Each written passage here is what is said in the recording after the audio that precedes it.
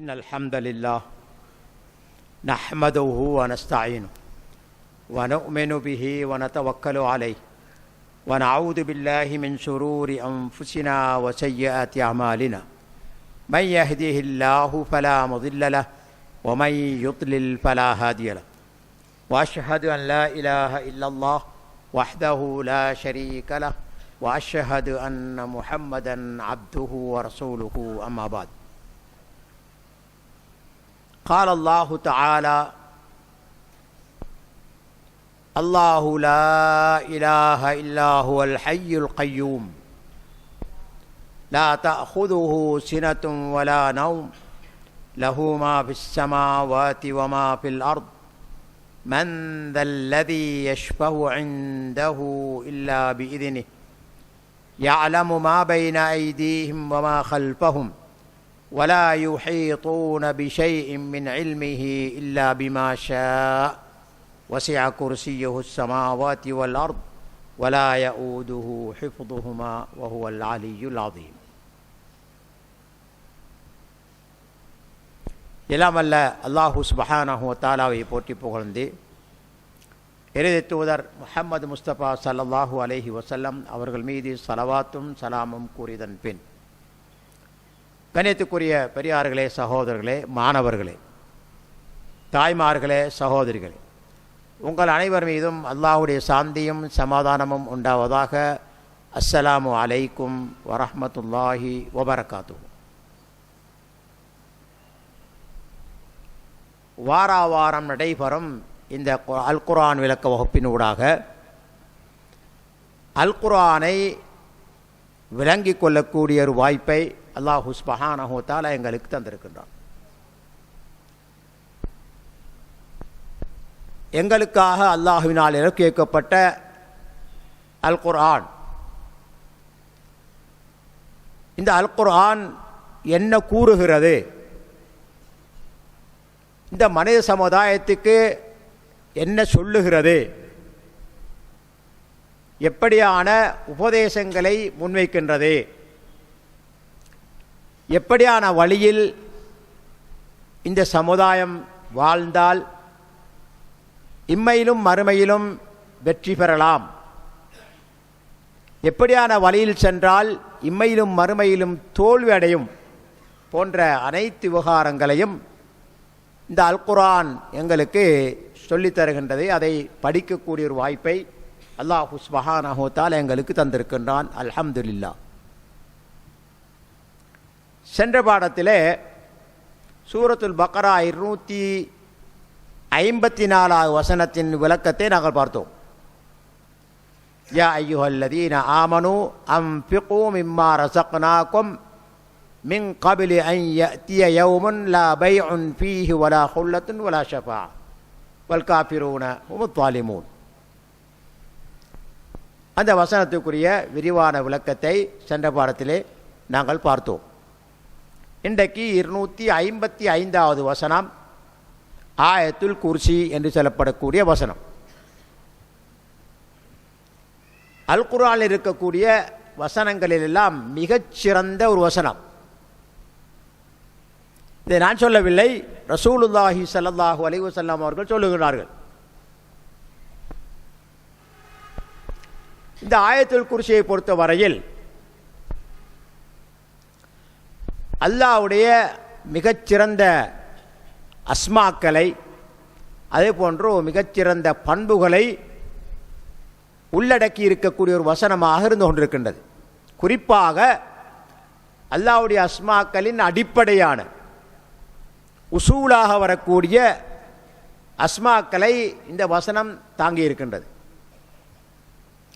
அதே போன்று அல்லாஹ்வுக்கு இருக்க வேண்டிய மிகச்சிறந்த சிபாத்துகளின் மிக அடிப்படையான சிபாத்துகளை இந்த வசனம் உள்ளடக்கி இருக்கின்றது. இதனால தான் இந்த வசனம் மிகவும் சிறப்புக்குரிய ஒரு வசனமாக கருதப்படுவதை பார்க்க முடிகின்றது.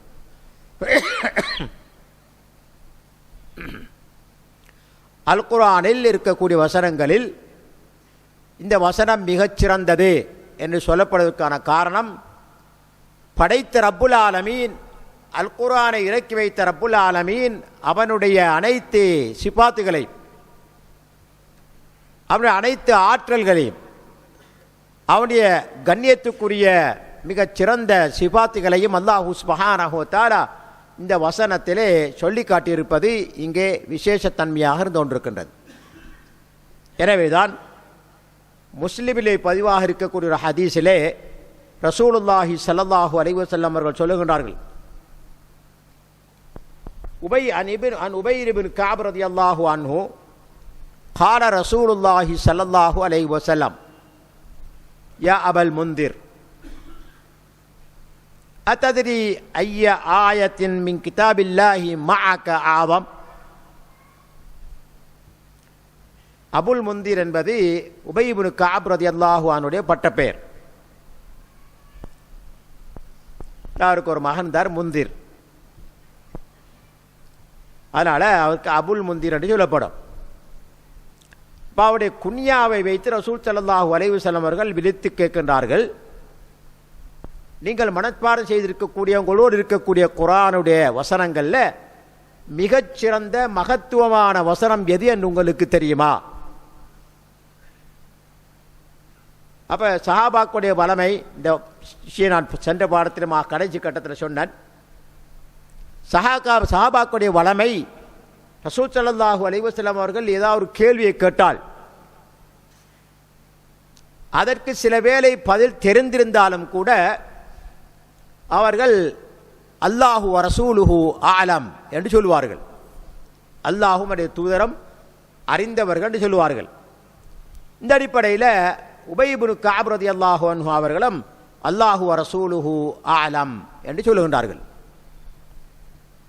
திருப்பியும் ரசூல் ஸல்லல்லாஹு அலைஹி வஸல்லம் அவர்கிட்ட கேட்குறாங்க, யா அபல் முந்தீர் அத்தத்ரி ஐய ஆயத்தின் மின் கிதாபில்லாஹி மஅக ஆதம். அல் குர்ஆனில் இருக்கக்கூடிய வசனங்கள்ல மிக கண்ணியமான வசனம் எது என்று உங்களுக்கு தெரியுமா? அப்ப திருப்பி கேட்கவும் உபை இப்னு கஅப் ரலியல்லாஹு அன்ஹு அவர்கள் சொல்லுகின்றார்கள், அல்லாஹு லா இலாஹ இல்லா ஹுவல் ஹய்யுல் கய்யூம். இந்த ஆயத்துல் குர்சியை ஓதி காட்டுறாங்க. அவங்களோட மனதில் அந்த பதில் இருந்திருக்கு.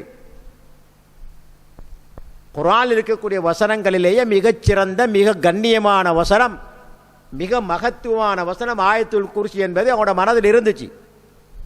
இருந்தாலும் ரசூலுல்லாஹ் திருப்பி கேட்டதுனால அல்லாஹு வ ரசூலுஹு ஆலம் என்று சொல்லி போட்டு திருப்பி கேட்டதுனால அந்த வசனத்தை சொல்றாங்க. அது சரியாகவும் இருக்குது அந்த பதில். அப்ப ரசூல் ஸல்லல்லாஹு அலைஹி வஸல்லம் அவர்கள் அவங்களோட நெஞ்சில இப்படி தட்டி போட்டு சொல்றாங்க, வல்லாஹி லியஹ்னிகல் இல்மு யா அபல் முந்தீர். ஹனியன் லக், பாராட்டுறாங்க ரசூல் ஸல்லல்லாஹு அலைஹி வஸல்லம் அவர்கள். இப்படியான ஒரு அறிவு, கேள்விக்கான பதில் உங்கள்கிட்ட இருந்துச்சு, அது பாராட்டத்தக்கது என்று ரசூல் ஸல்லல்லாஹு அலைஹி வஸல்லம் அவர்கள் சொன்ன பதிலை ஏற்றுக்கொண்டு அங்கீகரித்து அவர்களை பாராட்டுகின்றார்கள். இப்ப ரசூலுடைய வனம் அப்படித்தான். சில வேளை அதாவது சுன்னா என்று சொல்லும் போது, குர்ஆன் சுன்னா, நாங்கள் பின்பற்ற வேண்டியது அல் குர்ஆனை அஸ் சுன்னாவை. சுன்னா என்பது நபி ஸல்லல்லாஹு அலைஹி வஸல்லம் அவருடைய சொல், செயல், அங்கீகாரம். இன்னுடைய சில உலமாக்கள் சேர்ப்பார்கள் அவருடைய சிஃபாத்துகள் அப்படின்னு சொல்லி போட்டு, அவருடைய பண்புகள், எப்படி உறங்கினாங்க, எப்படி சாப்பிட்டாங்க, எப்படி நடந்தாங்க, எப்படி ஆடை அணிந்தாங்க, சிபாத்துகள். அப்ப இதுல முதலாவதாக ரசூலுடைய சொல், அவங்க வாயால மொழிந்தது, சொன்னது, ரசூல் ஸல்லல்லாஹு அலைஹி வஸல்லம் சொன்னது, கால ரசூலுல்லாஹி ஸல்லல்லாஹு அலைஹி வஸல்லம் என்று சொன்னது, இது சுன்னாவில் விளங்கும். இரண்டாவதாக அவங்களுடைய செயல், சொல்லாவிட்டாலும் செய்து காட்டிருப்பார்கள். அப்ப ரசூல் ஸல்லல்லாஹு அலைஹி வஸல்லம் அவர்கள் செய்து காட்டிய அனைத்தும் சுன்னாவில் உள்ளடங்கும். மூன்றாவதாக அங்கீகாரம் என்று சொல்லப்படும். யாரா ஒரு சஹாபி செய்ய பார்த்திருந்து அது சரி என்று அங்கீகரிக்கிற ரசூல்லா அங்கீகரித்தால் அது சரி, அங்கீகரிக்கவில்லை என்றால் அது பிழை. உதாரணமாக ஒரு சஹாபி ரசூல் ஸல்லல்லாஹு அலைஹி வஸல்லம் அவர்களும் சஹாபாக்களும் ஒரு மஜ்லிஸில் பள்ளியில் உட்கார்ந்து இருக்கும் போது ஒரு சஹாபி வாரார். வந்தவர் அவசரமாக தொழுது போட்டு ரசூல் ஸல்லல்லாஹு அலைஹி வஸல்லம் உடைய சபைக்கு வந்து அஸ்ஸலாமு அலைக்கும் என்றார். வலைக்கும் அஸ்ஸலாம் பயில் சொல்லி போட்டு இர்ஜி ஃபஸல்லி ஃபைன்னக லம் துஸல்லி. இப்போ ரசூல் அங்கீகரிக்கல, அவர் தொழுகையே ரசூல் அங்கீகரிக்கல.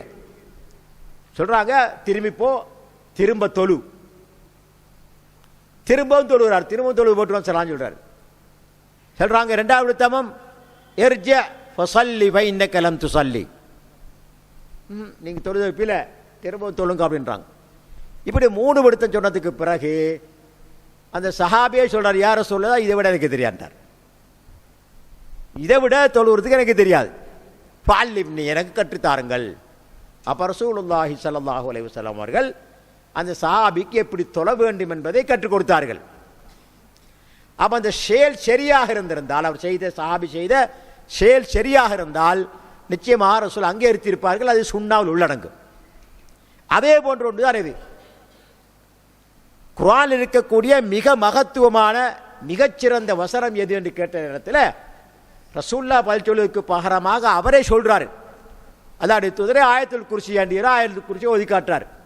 அப்ப ரசூல் ஸல்லல்லாஹு அலைஹி வஸல்லம் அவர்கள் அதை ஏற்றுக்கொண்டு அங்கீகரிக்கிறாங்க. அப்ப இந்த அங்கீகாரம் என்று சொல்லப்படும்.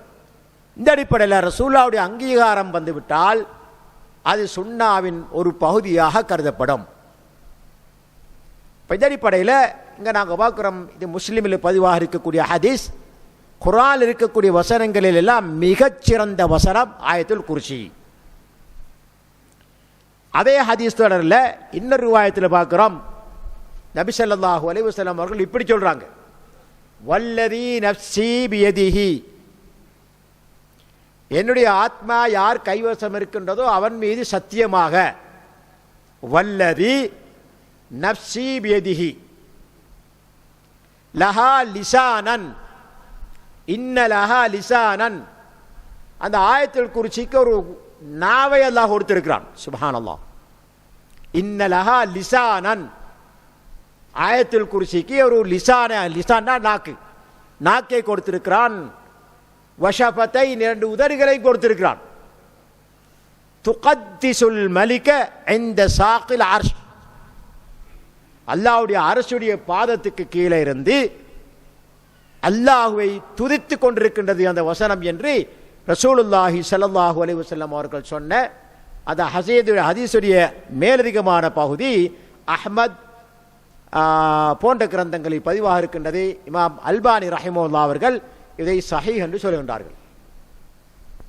அப்போ நாங்கள் பார்க்குறோம், குர்ஆனில் இருக்கக்கூடிய வசனங்களில் மிகச்சிறந்தது ஆயத்துல் குர்சி.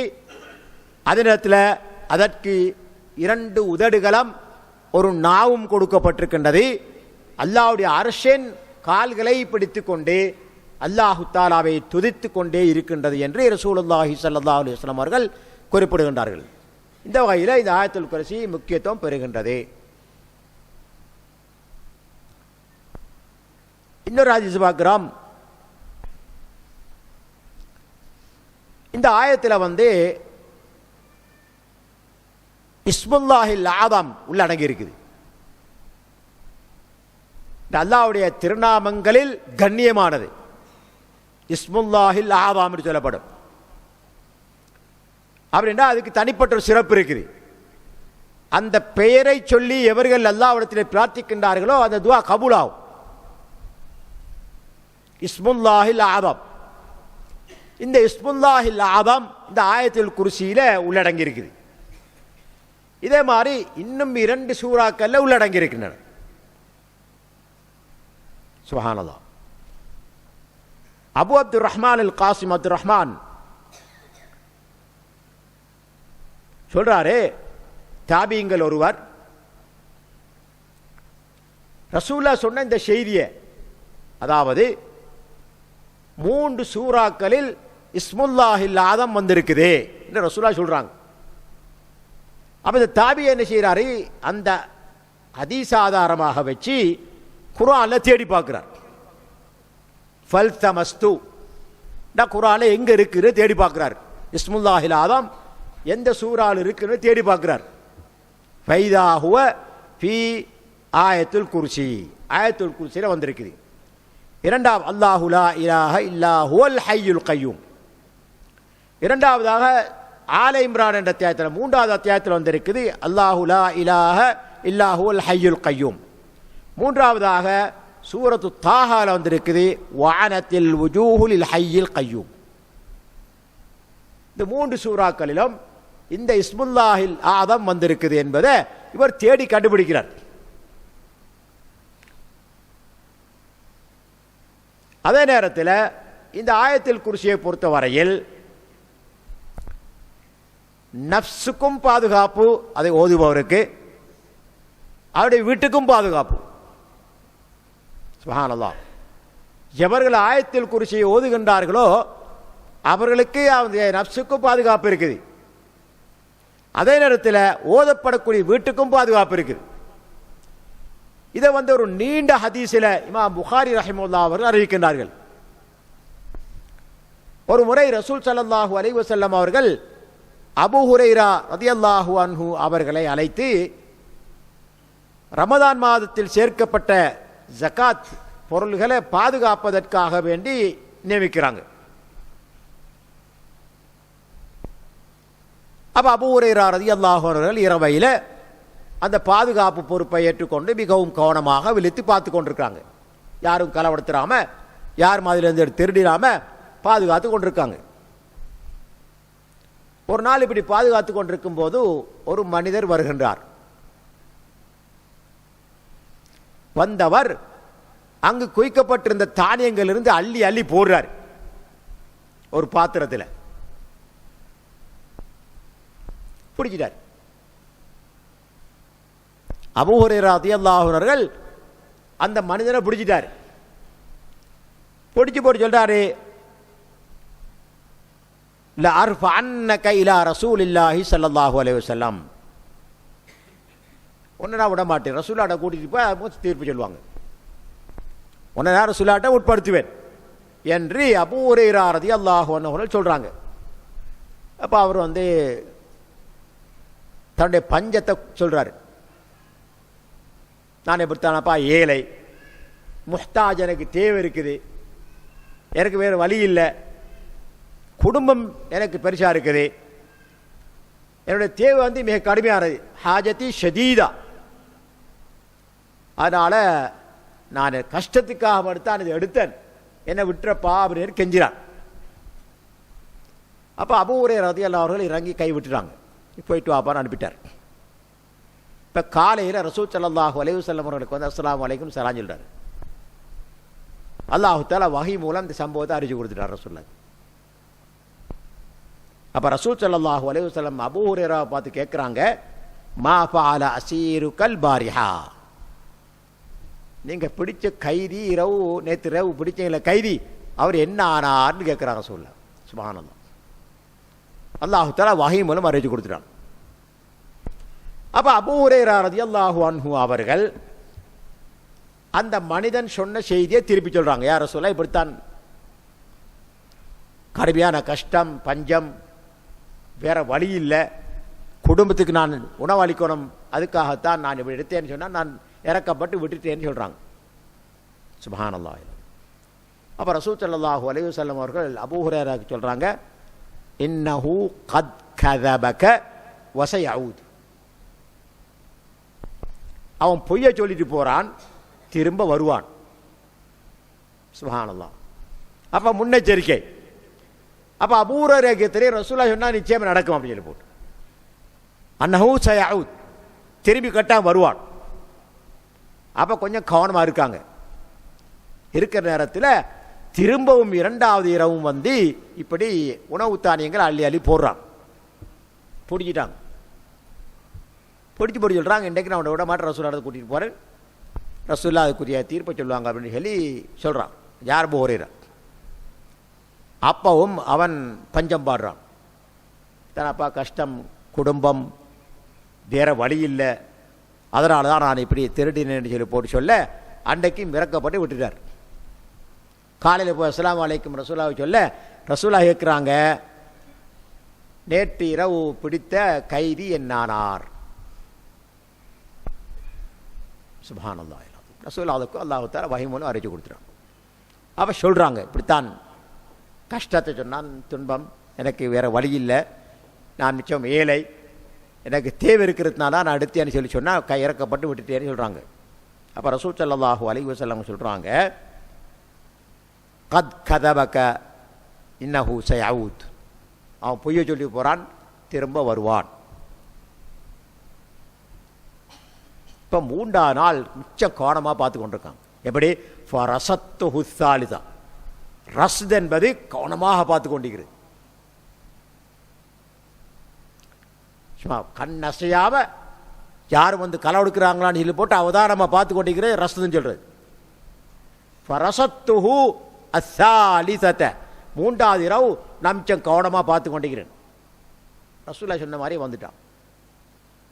வந்து உணவு தானியங்களை அள்ளி போட்டு கொண்டிருக்கும் போது பிடிச்சிட்டாங்க போய்.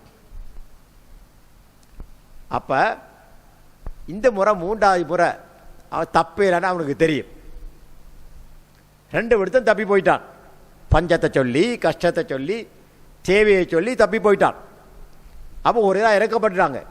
ஆனால் இப்போ அபூ ஹுரைரா சொல்கிறாங்க வந்து லா அர்ஃபு அன்னக இலா ரசூலில்லாஹி ஸல்லல்லாஹு அலைஹி வஸல்லம், அது ஆகிர் சலாத், இது கடைசி 3வது விடுத்தம், நான் உன்னை விட மாட்டேன், ரசூலுல்லாஹ்ட்ட உன்னை கொண்டு போகிறேன், ரசூலுல்லாஹ் தீர்ப்பு சொல்லட்டும் அப்படின்னு சொல்கிறான். அப்போ சொல்கிறான் வந்தவன், களவெடுக்க வந்தவன் சொல்கிறான், தஅனி, என்னை விட்டுறப்பா, ஃபைன்னி உஅல்லிமுக கலிமாத்தின் யன்ஃபஉக அல்லாஹு பிஹா, நான் சில வார்த்தைகளை உனக்கு படித்தாரன், அதன் மூலமாக அல்லாஹு தஆலா உனக்கு பிரயோசனம் அளிப்பான், நன்மை பயப்பான் என்று அந்த மனிதன் சொல்ல அபூ ஹுரைரா இறங்கி வந்துட்டாங்க. சஹாபாக்களுடைய பழக்கம் எப்பாவது நல்ல விஷயத்தை படிக்க கிடைச்சா அதுக்காக வேண்டி தியாகம் செய்வாங்க. அந்த அடிப்படையில் இவன் சொன்ன செய்தியை கேட்டு அவன்கிட்ட அந்த நல்ல செய்தியை படித்து கொடுத்துக்காக வேண்டி அவனை விடுறதுக்கு ரெடியாகிறாங்க. இப்போ அவன் சொல்கிறான் வந்து, இதா அவைத்த இலா ஃபிராஷிக், நீ படுக்க சென்றால் படுக்கையில் உட்கார்ந்து கொண்டு, கட்டிலில் உட்கார்ந்து கொண்டு, வளவே எல்லாரும் கட்டிலாம் படுக்கிறது, கட்டிலில் உட்கார்ந்து கொண்டு ஃபக்ரா ஆயத்தல் குர்சி, ஆயத்தல் குர்சி ஓது. இதான் எனக்கு நான் படித்தார விஷயம். இதை ஓதினால் ஃபைன்னஹு லன் யஸால அலைக மினல்லாஹி ஹாஃபிதுன், அது உனக்கு தொடர்ந்து விடியும் வரை பாதுகாப்பாக இருக்கும். வலா யக்ரபுக ஷைத்தானுன் ஹத்தா துஸ்பிஹ், நீ காலையாகின்ற வரையிலும் எந்த ஒரு ஷைத்தானும் உன்னை அணுக மாட்டான் என்று வந்த களவெடுத்தவன் படித்து கொடுத்துட்டு போறான்.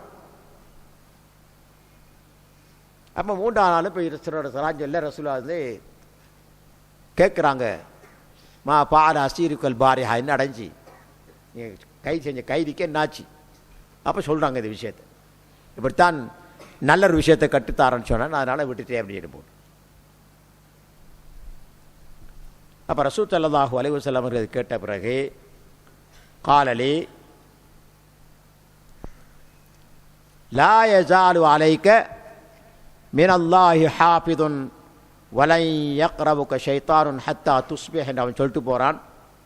இந்த ஆயத்துல் குர்சியை ஓதினா எந்த ஒரு ஷைத்தானும் நெருங்க மாட்டான், விடியும் வரை எனக்கு பாதுகாப்பு கிடைக்கும்னு சொல்லிட்டு போகிறான்.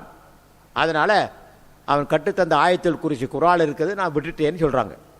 அப்போ நபி ஸல்லல்லாஹு அலைஹி வஸல்லம் அவர்கள் சொல்கிறாங்க, அமா இன்னஹு கது சதகக, இப்போ அவன் உண்மையை தான் சொல்லிக்கிறான். அங்கீகாரம் பார்த்துக்கொள்ளுங்க. எப்படி சுன்னாவுடைய 3வது பகுதி, ஒரு சஹாபியுடைய செயலுக்கு ரசூல் அங்கீகாரம் வழங்குறாங்க. என்ன சொல்றாங்க? அமா இன்னஹு கது சதகக, நிச்சயமாக அவன் உங்கள்கிட்ட உண்மையை தான் சொல்லிக்கிறான். இப்போ ஆயத்துல் குர்சி ஓதினால் விடியும் வரை பாதுகாப்பு கிடைக்கும் என்று அவன் கற்றுக் கொடுத்தது உண்மைதான் என்று ரசூல் அங்கீகரிக்கிறாங்க. சொல்லி போட்டு சொல்றாங்க, வஹுவ கதூப், அவன் மிகப்பெரிய பொய்யன். லேசி பாஷான பெயர் கதூப், இஸ்மு ஃபஊல். காதிப் என்றால் பொய்யன், கதூப் என்றால் அதாவது மிகப்பெரிய பொய்யன். லேசி பாஷான பொய்யன் இல்லை, சரியா? முபாலகா. அப்ப அப்படிப்பட்ட பெரும் பொய்யன் இப்போ உண்மையை தான் சொல்லிக்கிறான். சொல்லி போட்டு ரசூலா கேட்குறாங்க, தஅலம் மன் துகாதிபு மின் ஸலாத், 3 நாட்களாக நீங்க யாரோட போராடுறீங்க உங்களுக்கு தெரியுமா? அப்போ ஒரே சொல்றாங்க, குல்து லா யா ரசூலல்லாஹ் எனக்கு தெரியான்றாங்க. கால தாலிக ஷைத்தானுன். அல்லாஹு அக்பர். இப்ப ஷைத்தான் தான் மனித ரூபத்தில் வந்து இப்படி களவெடுக்கிறான். அதனால கொஞ்சம் யோசிக்கொண்டாங்க. சில வேளை வீடுகளில் இதாக களவு போச்சுன்னு சொன்னால், அல்லது கடைகளில் நாங்கள் பொறுப்பாக வைக்கக்கூடிய இடங்கள்ல இருந்து களவு போச்சுன்னு சொன்னால், எந்த மனிதனும் வந்து போகலான்னு சொன்னால் ஷைத்தான் எடுத்திருக்கலாம். இந்த ஹதீஸ் அதுக்கு ஆதாரமாக இருக்குது. ஏன்னா ஷைத்தானை பொறுத்தவரை மனித ரூபத்தில் வருவான். சில நேரம் கண்ணுக்கு தென்படுறான், சில நேரம் கண்ணுக்கு தென்பட மாட்டான். இப்போ ஷைத்தான் நடமாடிக்கொண்டா கண்ணு தெரியா இல்லை. அவன் ஜின்னினத்தை சேர்ந்தவன், மனிதனுடைய கண்களுக்கு மறைக்கப்பட்டவன். ஆனா அவன் எங்களை பார்க்கிறான். இன்னஹு யராக்கும் ஹுவ வ கபீலுஹு, அல்லாஹ் குர்ஆன்ல சொல்றான். அவன் உங்களை பார்க்க, அவனுடைய கபீல், அவனுடைய பரிவாரங்களும் உங்களை பார்க்கிறாங்க. ஆனா நாங்க அவனை பார்க்க மாட்டோம். இதே வேளையில் மனிதன் செய்ததாக இருந்தால் அதற்கான தடயங்கள் இருக்கும். வீட்டுக்கு சும்மா வரையில் அதுக்கு அதை உடைச்சிட்டு வரணும், இல்லாட்டி சோறு உடைச்சிட்டு வரணும், இல்லாட்டி கூரையில் இறங்கி வரணும், ஏதோ ஒரு வழியில் இறங்கி வரணும். அப்போ தடயம் இருக்கும். ஆனால் ஷைத்தான் களவெடுத்திருந்தான்னா தடயம் இருக்காது. அந்த ஆற்றல் தான் அவனுக்கு கொடுத்துருக்கான். ஷைத்தானை பொறுத்தவரையில் பல ரூபத்தில் வரக்கூடிய ஆற்றல் அல்லாஹ் தஆலா கொடுத்திருக்கான். அப்ப ரசூல் ஸல்லல்லாஹு அலைஹி வஸல்லம் அவர்கள் இந்த சஹாபிக்கு ஷைத்தான் கற்றுக் கொடுத்த உண்மையான விஷயம். மிகப்பெரிய பொய்யன், ஆனா இந்த விஷயத்தில் உண்மையை சொல்லிவிட்டு சென்றிருக்கிறான் என்று ரசூல் ஸல்லல்லாஹு அலைஹி வஸல்லம் அவர்கள் அங்கீகாரம் வழங்கியிருக்கின்றார்கள். இந்த அடிப்படையில் இந்த ஆயத்துல் குர்சி ஒரு மனிதனுக்கு பாதுகாப்பு வழங்கக்கூடிய, ஓதக்கூடியவருக்கு பாதுகாப்பு வழங்கக்கூடியது. இதனால தான் ரசூல் ஸல்லல்லாஹு அலைஹி வஸல்லம் அவர்கள் வளமையாக படுக்கைக்கு முன்னால தங்களுடைய படுக்கையில் உட்கார்ந்து கொண்டு பின்வருமாறு ஓதுவார்கள் ஆயத்துல் குர்சி. சூரத்துல் பக்ராவில் கடைசி 2 ஆயத்துகள், ஆமன ரசூலு என்ற ஆயத்து, அதுக்கு அடுத்த ஆயத்து 2 ஆயத்துகள், குல் ஹுவல்லாஹு அஹத், குல் அஊது பிரப்பில் ஃபலக், குல் அஊது பிரப்பின் நாஸ். இவரை ஓதி 2 கைகளையும் கூப்பி ஊதுவார்கள். அதாவது எச்சி தெரிக்கக்கூடிய அளவுக்கு ஊதுவார்கள். கையில் ஊதி போட்டு உடம்பில் எங்கெல்லாம் தடவ முடியுமோ தடவி விட்டு படுப்பார்கள். இது ரசூலுல்லாஹ் வளமையாக செய்து வந்தது. அப்படி செய்வதன் மூலமாக செய்தவருக்கு அல்லாஹ் சுப்ஹானஹு வ தஆலா விடியும் வரை பாதுகாப்பு கொடுக்கிறான். கல்வல்களிலிருந்து, ஷைத்தான்களிலிருந்து, இன்னும் வரக்கூடிய பாதிப்புகளிலிருந்து அல்லாஹ் சுப்ஹானஹு வ தஆலா பாதிப்பை கொடுக்கிறான் என்பதை ரசூலுல்லாஹ்வுடைய ஹதீஸிலிருந்து நாங்கள் பார்க்கக்கூடிய இருக்கின்றது. அதனால படுக்கைக்கு முன்னால, படுப்பதற்கு முன்னால, தலையை வச்சு தூங்குறதுக்கு முன்னால இந்த ஆயத்துக்களை ஓதுவதை நாங்கள் வழக்கமாக்கி கொள்ள வேண்டும். ஆயத்துல் குர்சி, அதே மாதிரி சூரத்துல் பக்ராவுடைய கடைசி 2 ஆயத்துகள், குல் ஹுவல்லாஹு அஹத், குல் அஊது பிரப்பில் ஃபலக், குல் அஊது பிரப்பின் நாஸ், 3 விடுத்தம் ஓதி ஊதி உடம்பெல்லாம் தடவி படுக்க வேண்டியதான். இன்ஷா அல்லாஹ் அல்லாஹ் தஆலாவுடைய பாதுகாப்பு கிடைக்கும்.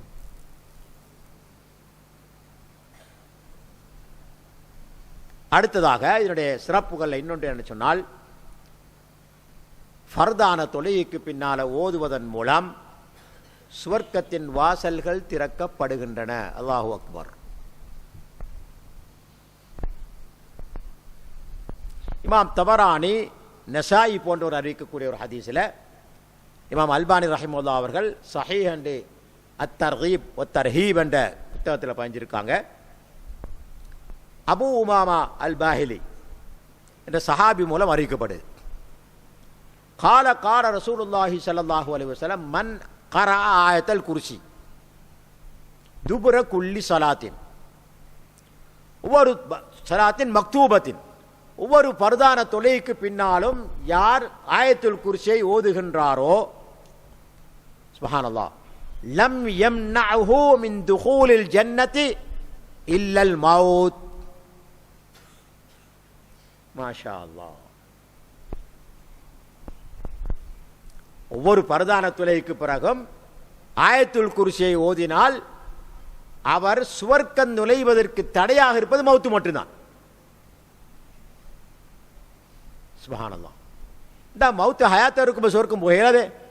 அப்ப இந்த ஹதீஸிலிருந்து ரெண்டு விஷயம் விளங்குது. ஒன்று, ஒவ்வொரு ஃபர்தானுக்கு தொலைக்கு பின்னாலும் ஆயத்துல் குர்சி ஓதுவது மிகச் சிறந்தது.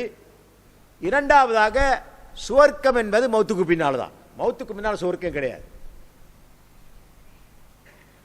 மௌத்துக்கு பின்னால் தான் சுவர்க்கம். இந்த ஹதீஸை நான் சொன்னது போல நசாயி, அதே மாதிரி தபரானி போன்றவர்கள் அறிவித்திருக்கிறார்கள். இமாம் அல்பானி ரஹ்மத்துல்லாஹி அவர்கள் சஹீஹ்னு குறிப்பிடுகிறார்கள்.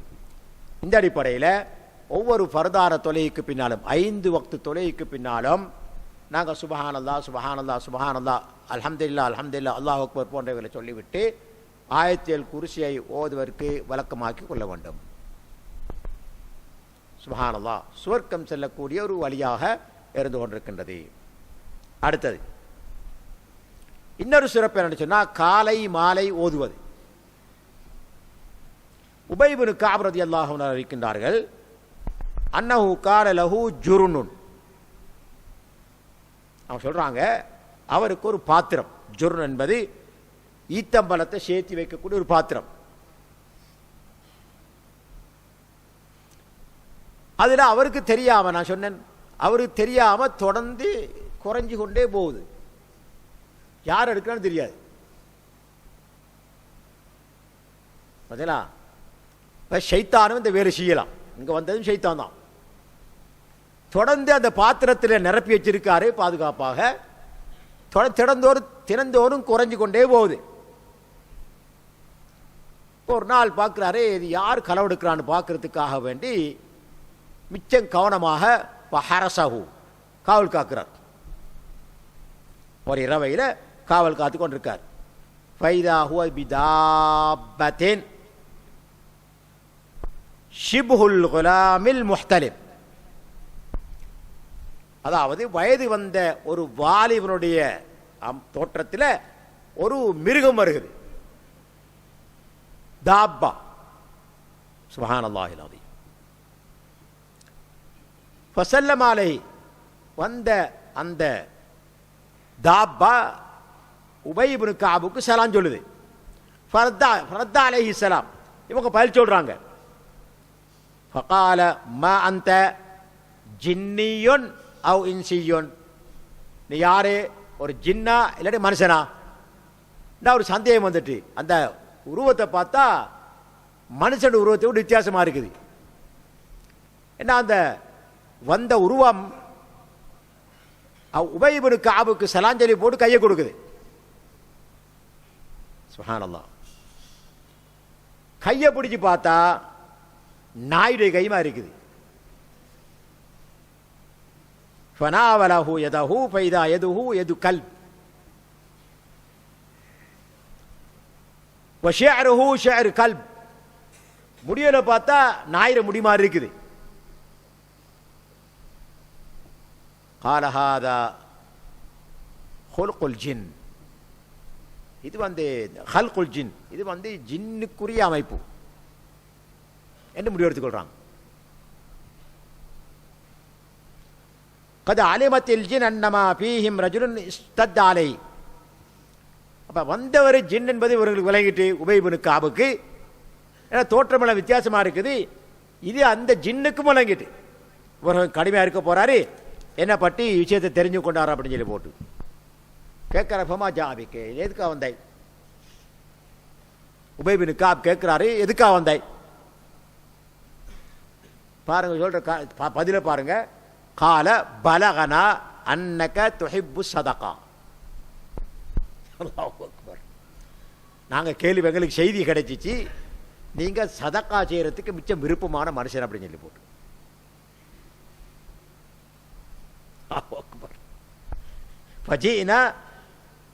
நுசீபு மின் தஆமிக. அதனால தான் நாங்கள் வந்தோம் இந்த உணவிலிருந்து எடுத்துட்டு போறதுக்கு. சரியா? இப்போ விளங்கி போச்சு, ஜின் என்பது விளங்கி போச்சு. இப்போ ஜின்னா நான் ஆரம்பத்தில் சொன்ன போல ஜின்னை பொறுத்தவரையில் பல உருவத்தில் வாங்க. இது ஷைத்தான் ஜின்னாகவும் இருக்கலாம், விசுவாசியான ஜின்னாகவும் இருக்கலாம். ஷைத்தானை பொறுத்தவரை ஜின் இனத்தை சேர்ந்தவன். கான மினல் ஜின்னி ஃபஸக அன் அம்ரி ரப்பிஹி. குர்ஆன்ல அல்லாஹ் சொல்றான், ஷைத்தான் வந்து ஜின் இனத்தை சேர்ந்தவன், அல்லாஹ்வுடைய கட்டளைக்கு மாறு செய்தவன். அதனால ஷைத்தான் ஆகினான். ஆரம்பத்தில் ஜின் இனத்தை சேர்ந்தவன். அவன் நல்ல அந்தஸ்தில் நல்ல மதிப்பாக இருந்தவன். அல்லாஹ்வுக்கு மாறு செய்ததுனால ஷைத்தானா மாறி போனான்.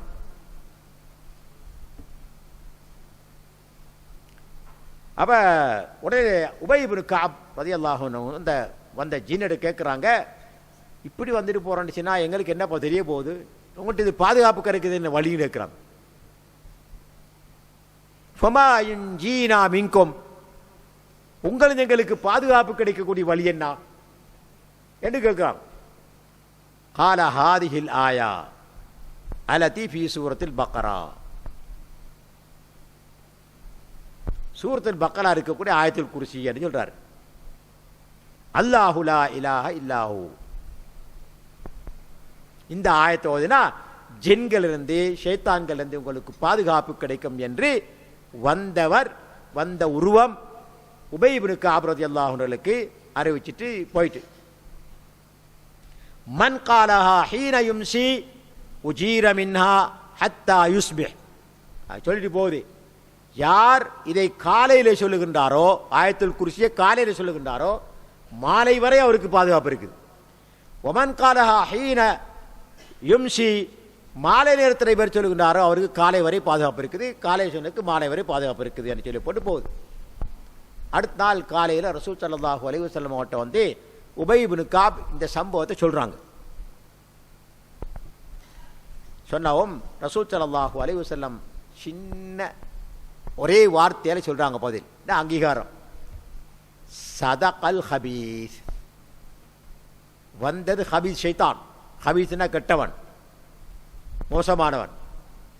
வந்தது ஷைத்தான், மோசமானவன். ஆனால் அவன் உண்மை சொல்லிட்டு போறான் என்று ரசூலுல்லாஹி ஸல்லல்லாஹு அலைஹி வஸல்லம் அவர்கள் இந்த செய்தியை அங்கீகரிக்கிறாங்க.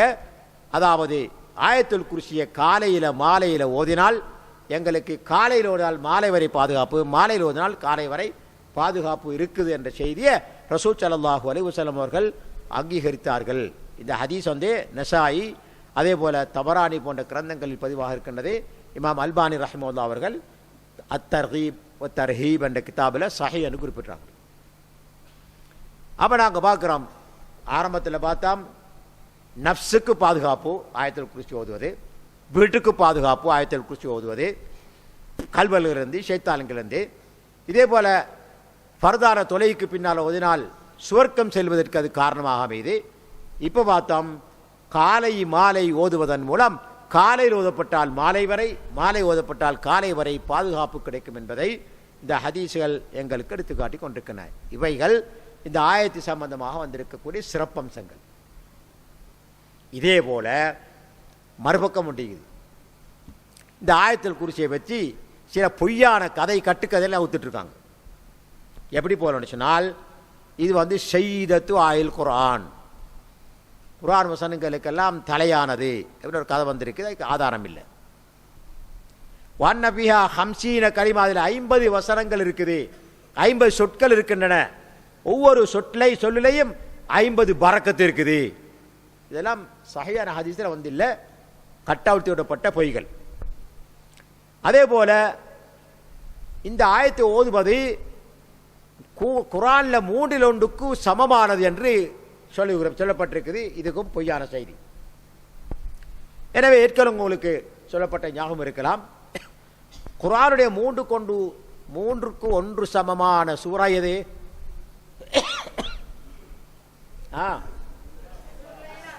சூரத்துல் இக்லாஸ். இது சஹீஹான ஹதீஸ்ல வந்திருக்கு.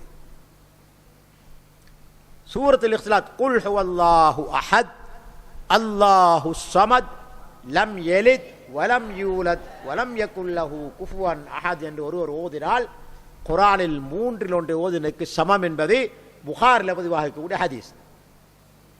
நாங்கள் பார்க்கிறோம், அன் அபீ சயீத் அல் குத்ரி ரலியல்லாஹு அன்ஹு அன்ன ரஜுலன் சமிஅ ரஜுலன் யக்ரா குல் ஹுவல்லாஹு அஹத். அபூ சயீத் அல் குத்ரி ரலியல்லாஹு அன்ஹு அறிவிக்கிறாங்க, ஒரு சஹாபி இன்னொரு சஹாபி சூரத்துல் இக்லாஸ் ஓதுவதை கேட்கிறார். யுரத்திதுஹா, திருப்பி திருப்பி ஓதிக்கொண்டிருக்கார் அதே சூரத்தை.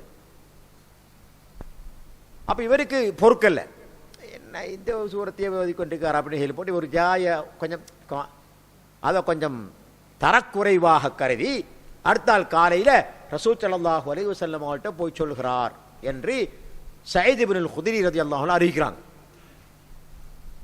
பதக்கரதாலிக்கலவு யார் ரசூலா, இப்படி தான் ஒரு மனுஷரை பார்த்தேன், அவர் இந்த சூரத்துல் இக்லாஸை தொடர்ந்து திருப்பி திருப்பி திருப்பி ஓதிக்கொண்டிருக்காரு.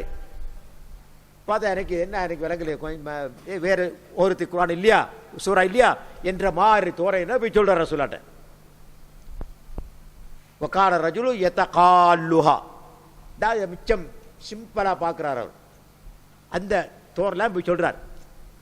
ஃபகால ரசூலுல்லாஹி ஸல்லல்லாஹு அலைஹி வஸல்லம், இப்போ ரசூல் ஸல்லல்லாஹு அலைஹி வஸல்லம் அந்த மனிதனுக்கு சொல்கிறாங்க, வல்லதி நஃப்ஸி பியதி இன்னஹா லதஅதிலு சுலுஸல் குர்ஆன், என்னுடைய ஆத்மா யார் கைவசம் இருக்கின்றதோ அவன் மீது ஆணையாக அந்த சூரா குர்ஆனில் 1/3 பகுதிக்கு சமமானது. 3 எடுத்த மோதினங்கண்டா முழு குர்ஆனை ஓதின நன்மை உங்களுக்கு கிடைக்கும். இதை நாங்கள் சஹீஹான ஹதீஸை ஆதாரமாக வச்சு செயல்படலாம். சூரத்துல் இக்லாஸை அதிகமாக ஓதுவது பெருமத்தக்கது. ஆனால் சில வேளைகளில் இதை தவற வழங்கினாக்களும் இருக்காங்க.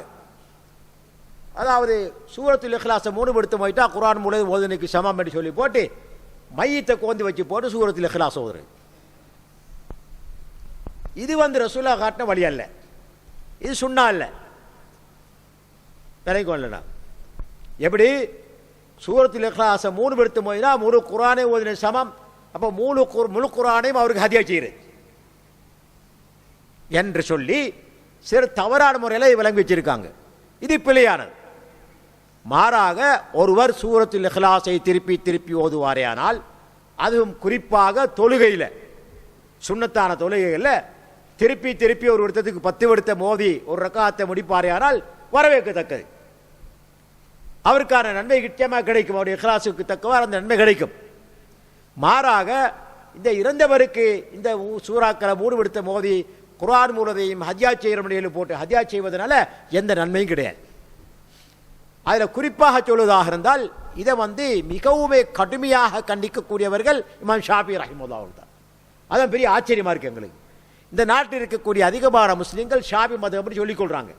ஆனால் இமாம் ஷாஃபி ரஹிமஹுல்லாஹ் அவர்கள் சூரத்துல் நஜ்மில் வரக்கூடிய வசனத்துக்கு விளக்கம் சொல்லும் போது, வஅன் லைஸ லில் இன்சானி இல்லா மா ஸஅ வஅன்ன ஸஅயஹு ஸௌஃப யுரா,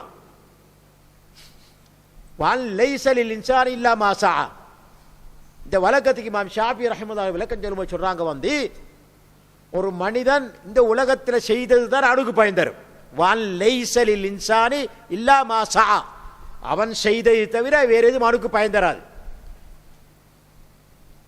இதுக்கு விளக்கம் சொல்லும்போது சொல்றாங்க, குர்ஆனை ஓதி ஹதியா செய்தால் இறந்தவருக்கு சேராதே. இமாம் ஷாஃபி சொல்றாங்க. இதில் சில இமாம்கள்கிட்ட கொஞ்சம் நெகிழ்த்தன்மை இருக்குது, ஆனால் இமாம் ஷாஃபியிட கிடையாது. அப்போ இமாம் ஷாஃபி மதஹபை பின்பற்றோம்னு சொல்லி போட்டு இப்படி செய்வது தவறு என்பதை விளங்காமல் இருக்கிறாங்க. பெரிய ஆச்சரியமாக இருக்குது. அப்போ இந்த அடிப்படையில் பார்க்கும்போது ஆயத்துல் குர்சி குர்ஆனில் 3/2க்கு சமமானது அல்ல. இது பிழையான கருத்து.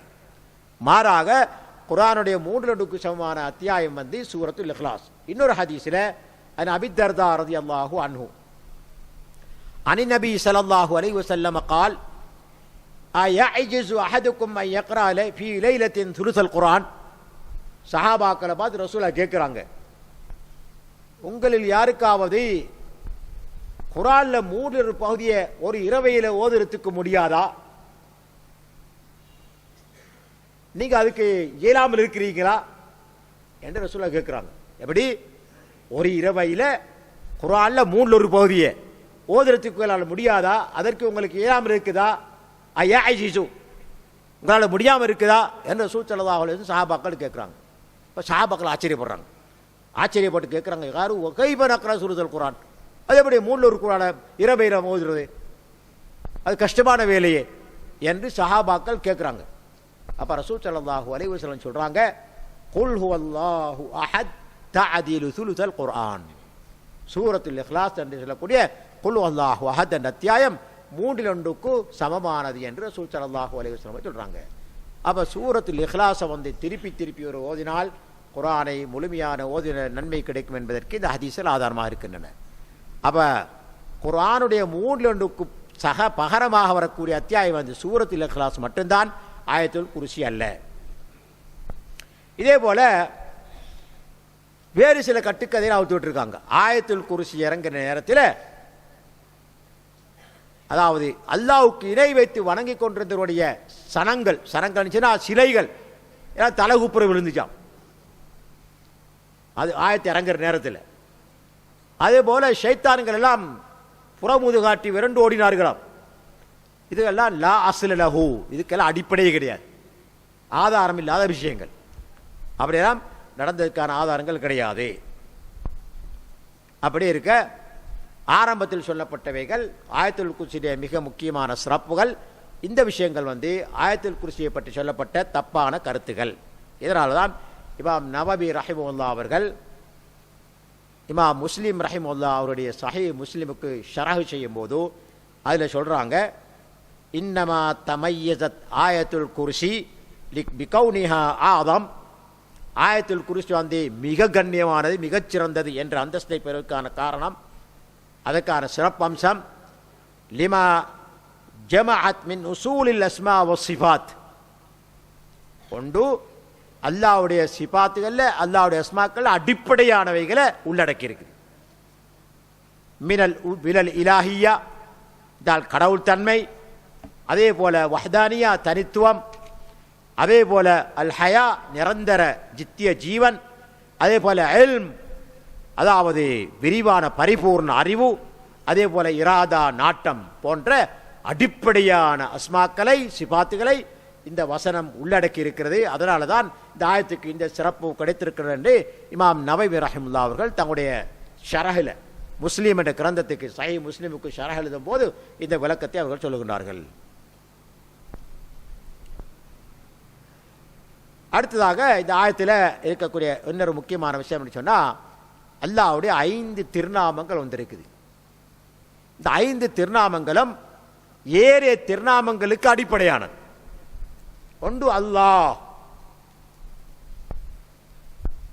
அல்லாஹ் அல் மஅபூத் பிஹக், உண்மையாக வணங்கப்படக்கூடியவன் தான் அல்லாஹ்.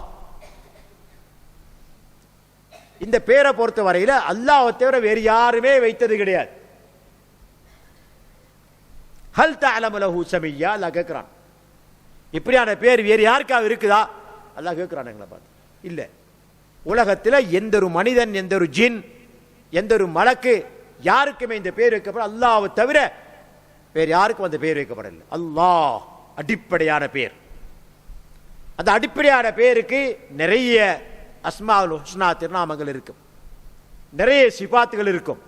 எனவே அல்லாஹ் என்ற வார்த்தை, அந்த பேர் இஸ்முல் ஜலாலா இந்த வசனத்தில் வந்திருக்குது. இரண்டாவதாக அல் ஹை, நித்திய ஜீவன் என்ற பேர் வந்திருக்குது.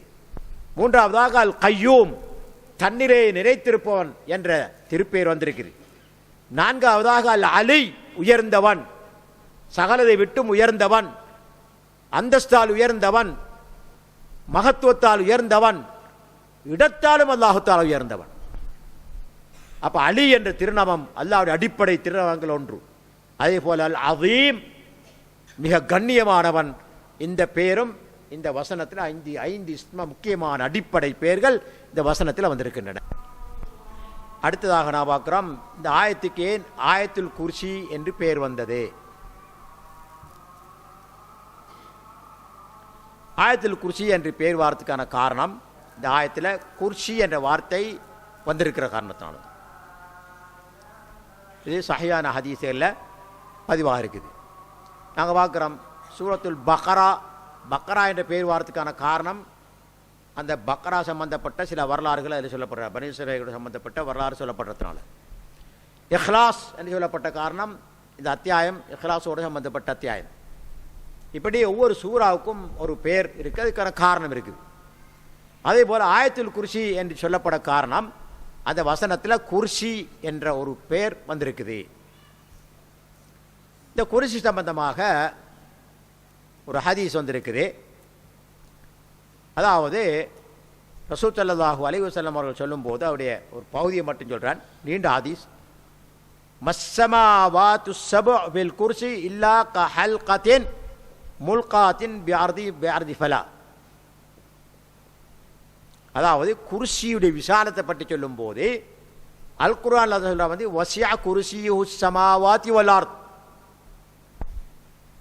குர்ஆன்ல அல்லாஹ் சொல்ற ஆயத்துல் குர்சியை சொல்லும்போது வசியா குர்சியுஹு அஸ்ஸமாவாத்தி வல் அர்த், வானம் பூமி அனைத்தையும் 7 வானங்களையும் 7 பூமிகளையும் விரித்து பரத்தினால் அதைவிட விசாலமானது அல்லாஹ்வுடைய குர்சி. இப்போ ரசூலுல்லாஹ்வுக்கு விளக்கம் சொல்லும்போது சொல்றாங்க வந்து 7 வானங்களும் விரிக்கப்பட்டாலும் அதற்கும் குர்சிக்கும் உள்ள வித்தியாசம் என்னன்னு சொன்னா, ஒரு திறந்த ஒரு பாலைவனத்தில் ஒரு இரும்பு துண்டை போட்டது போல. சுப்ஹானல்லாஹ். கஹல்கத்தின் முல்காத்தின் பி அர்தி ஃபலா. அர்து ஃபலான்னு சொன்னால் திறந்த ஒரு வெளி, பெரிய இடம், ஒரு பாலைவனம். அதில் ஒரு இரும்பு துண்டை போட்டால் அந்த பூமிக்கு என்ன கணக்கு இருக்காது? இல்லை. இதே போல தான் 7 வானங்களையும் விரித்தாலும் அதை விட அல்லாஹ்வுடைய குர்சி இந்த அளவு விசாலமானது. அல்லாஹு அக்பர் சொல்லி போட்டு வஃபதுலுல் அர்ஷி அலல் குர்சி கஃபதுலி தில்கல் ஃபலா அலா தில்கல் ஹல்கா. அர்ஷுடைய விசாலம் எப்படின்னு சொன்னால், அதாவது ஒரு பூமியில் ஒரு இடத்துல ஒரு இரும்பு துண்டை போட்டால் எப்படியோ அதே போல தான் குர்சியை கொண்டு வைத்து அல்லாஹ்வுடைய அர்ஷில் போட்டான். அவ்வளவு விசாலமானது அல்லாஹ்வுடைய அர்ஷு. இந்த ஹதீஸ் வந்து இப்னு அபி ஷைபா ரஹிமஹுல்லாஹ் அவருடைய புத்தகத்தில் பதியப்பட்டிருக்குது. இமாம் அல்பானி ரஹிமஹுல்லாஹ் அவர்கள் சஹீஹ்னு குறிப்பிடுகின்றார்கள். அப்போ அல்லாஹு சுப்ஹானஹு வ தஆலா அந்த அர்ஷுக்கு மேலே தான் இருக்கிறான். இன்ஷா அல்லாஹ் அடுத்து வரக்கூடிய பாடங்களில் இந்த ஆயத்துல் குர்சியுடைய 10 வசனங்கள் இருக்கின்றன.